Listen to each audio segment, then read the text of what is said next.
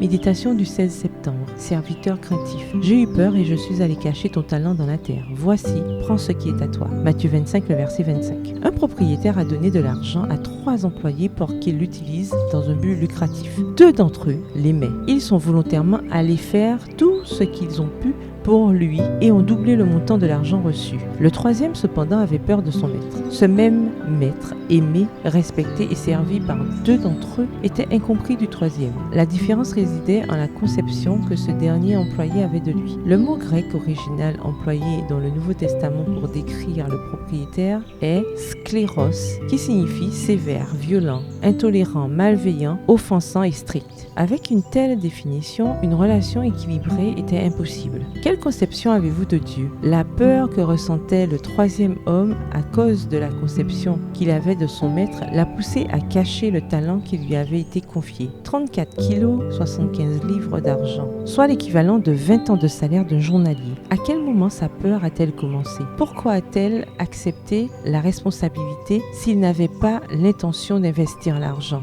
Il a eu peur de l'échec et était rempli de doutes. S'il ne gagnait pas d'intérêt, s'il perdait le capital, s'il devait payer les pertes, la peur se nourrit de doutes et les doutes se nourrissent de questions sans réponse. Certains agissent comme ce serviteur. Bien des personnes que Dieu a qualifiées pour un excellent travail n'accomplissent que peu de choses parce qu'elles ne font pas beaucoup d'efforts. Des milliers de gens traversent la vie comme s'ils n'avaient aucun but, aucun objectif à atteindre. Leur récompense sera proportionnée à leurs œuvres. La peur détruit la persévérance, la confiance et la force de volonté. Nous ne pouvons servir Dieu que si nous reconnaissons qui il est, un ami fidèle. Ensuite, nous le servons sans compter, non pas pour la récompense à venir de la vie éternelle, mais pour le plaisir d'être avec lui pendant que nous le servons. L'amour pour leur maître était le moteur de la fidélité des 2 premiers serviteurs. La peur a poussé le 3e à cacher son talent. L'intendant divin demandera un compte des talents tels que le temps, l'argent, le corps et nos capacités spécifiques.